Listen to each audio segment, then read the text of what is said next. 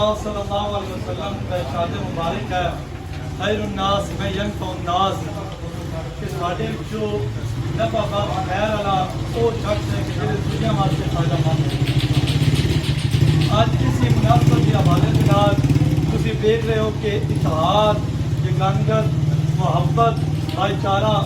और जिस टाइम किसी कौम के अंदर पैदा हो जाती है फिर वो कौम इनकलाब भी लाती है और अपने मसाइल और अपने कोई भी मसला मसाइल होंदा उसनूं हल करा सकती है। मेरे दोस्तों, आज इस वक्त मुल्क की हड़ताल का असी हिस्सा बन रहे हैं कि जिसके मकसद यह है कि जेडे हुण टैक्स लग रहे हैं बिजली के बिलों के खिलाफ, हालांकि बिजली के बिल जड़े हैं और जी बिजली की लोड शेडिंग है पाकिस्तान के अंदर लोड शेडिंग और IPP का मसला सब तो आम है। लोड शेडिंग जी इस वक्त पाकिस्तान अंदर करवा रही वो IPP कौन है कि जिन्हें प्राइवेट सैक्टर बनाए ये बिजली वाले उन्हें करवाते नो कि ये ताकि इस मुल्क के अंदर बुरान पैदा रहे। लेकिन अल्लाह का शुक्र है पाकिस्तान के अंदर 46,000 मेगावाट एक दिन की बिजली पैदा हो रही और अगर 22,000 जो मेगावाट है ना वो आम रूटीन जो सरफ होती है कि जी 22,000 मतलब असी आम दुकाना के घर में इस्तेमाल करते हैं। अगर पीक पॉइंट को हर चीज़ चलती वो 33,000 इस वक्त यूज़ होती एक दिन चो 13,000 फिर भी साड़ी वाधू है। लेकिन साड़ियाँ हुकूमत और इन्हों के अंदर बैठने वाले लोग जेडे खुद ही जिन्हें पावर सैक्टर लाए और वो सानू बेच रहे हैं जी बिजली वो फिक्स रेट उत्ते बेच रहे हैं कि असी लविए या न लविए पैसे असी उन्हें पे करने। मतलब अगर वो 100 यूनिट बना रही बिजली तो 100 यूनिट चाहे पाकिस्तान की कौम इस्तेमाल करे या ना करे, हुकूमत ने उन्हें 100 यूनिट के पैसे देने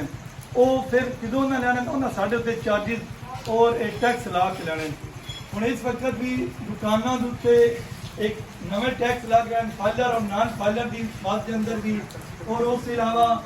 कि जो सब तो ज़्यादा हर चीज़ जी इस वक्त तुम देख रहे हो कि महंगी तो महंगी हो रही है। हालांकि पाकिस्तान एक ज़री मुल्क है, ज़री मुल्क के अंदर दुनिया के अंदर चंद ज़री मुल्क है और जिन्हों की मीशत इतनी ज़्यादा मजबूत है जो दूसरे मुल्कों की कर्ज दे रहा है। साड़ी मिसाल देख लो कि क्या सी है। इस वास्ते जमात इस्लामी ने भी पहले धरना दिता और फिर इस एहतजाज की कॉल दी। पूरे पाकिस्तान के अंजमने ताजरान जितने भी ताजरान थे, चाहे वो खाद वाले, चाहे वो गला मंडी वाले, चाहे वो किराने वाले, चाहे हेयर सलोन वाले,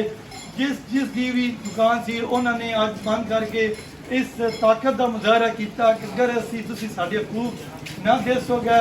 असी अपने हकूक के वास्ते आखिरी हद तक जंग लड़ांगे। ये तां हो सकता तुम देख सकते हो साडा बरादर मुल्क साडे तो टुटण वाला मुल्क बांग्लादेश सन 71-72 के अंदर साडे तो अलहदा होया। उन्होंने हुकूमत 15 साल हसीना वाजद की हुकूमत जबरदस्त उन्होंने उत्ते उस क्रैक डाउन किया लेकिन उस मैशत की कुछ अच्छी की लेकिन जो मसाइल हैं लेकिन मसाइल उन्हें हल ढूंढ के पूरी कौम एक साइड हुई उन्हें 80 तक मतलब मंजूर करा लिया और हसीना वाजद मुल्क छोड़ के भाग गए।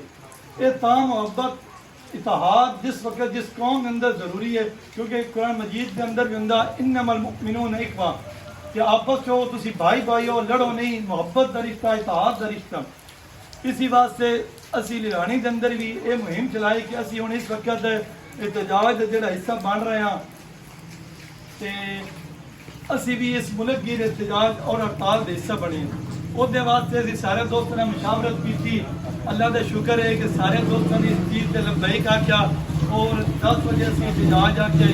चला ये सारा मतलब ये लोगों के जहन चुनता ना एक सवाल है मैं क्लीयर कर देवा